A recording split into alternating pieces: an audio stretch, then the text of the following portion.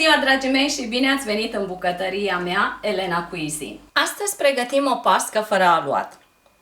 Ingredientele pentru această rețetă sunt 150 de grame de făină albă, 400 de grame de iaurt, 300 de grame de smântână, 250 de grame de zahăr, 400 de grame de brânză cottaj, 150 de grame griș, 6 ouă, o lingură de zahăr vanilat, o linguriță praf de copt și un praf de sare. Separăm albușurile de gălbenușuri.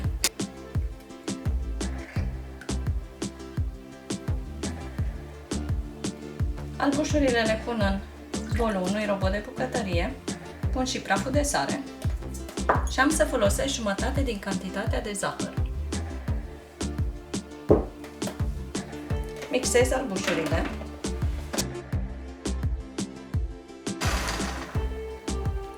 Treptat am să încorporez zahărul.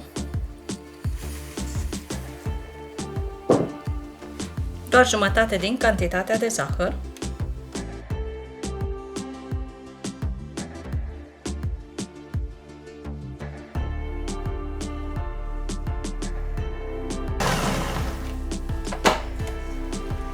Dragii mei, aceasta este consistența la albușurile de ou. Într-un alt bol am să pun brânza. Dacă ești pentru prima dată pe canalul meu de YouTube și dacă îți place ceea ce vezi, nu uita să te abonezi, nu uita să activezi clopoțelul pentru a primi toate notificările de la mine. Sper să te văd data viitoare pe canalul meu. Mulțumesc! Pe care am să o mixez, dar am să folosesc un mixer vertical.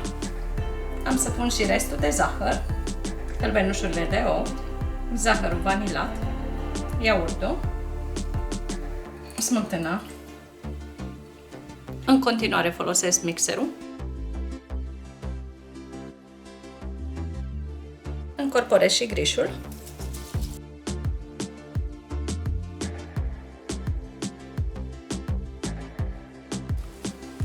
Am să las mixerul deoparte.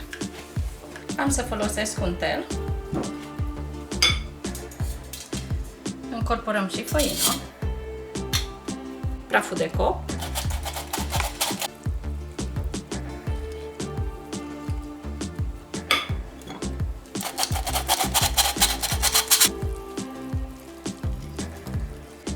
și ultima dată încorporăm albușurile de ou,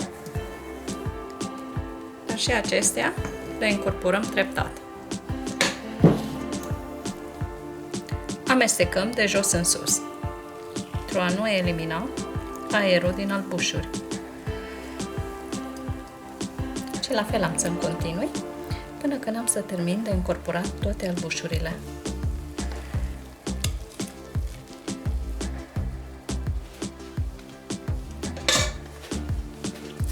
Dragii mei, am să pun compoziția într-o tavă cu inel detașabil cu mărimea de 20 pe 10 cm.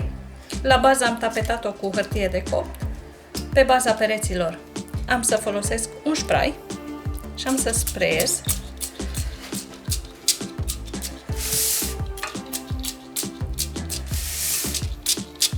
Da, puteți să folosiți ulei sau puteți să folosiți unt, dacă nu aveți un asemenea spray.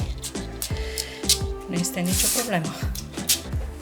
Punem compoziția în formă.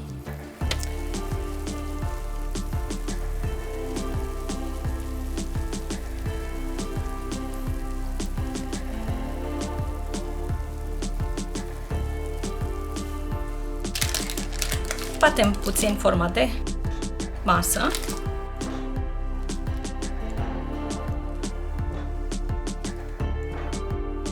Dragii mei, punem pasca în cuptorul preîncălzit la 170 de grade pentru o oră și 15 minute sau, cel mai sigur, faceți testul cu scopitoare. Dragii mei, pasca s-a copt, ea s-a căpat puțin deasupra, dar este absolut normal. Am să o las deoparte până când va ajunge la temperatura camerei, după care vom reveni. Dragii mei, sperăm să vă placă această rețetă, cu speranța că și dumneavoastră o veți încerca. Vă mulțumim că sunteți alături de noi, iar până la următoarea rețetă să ne auzim cu bine. La revedere!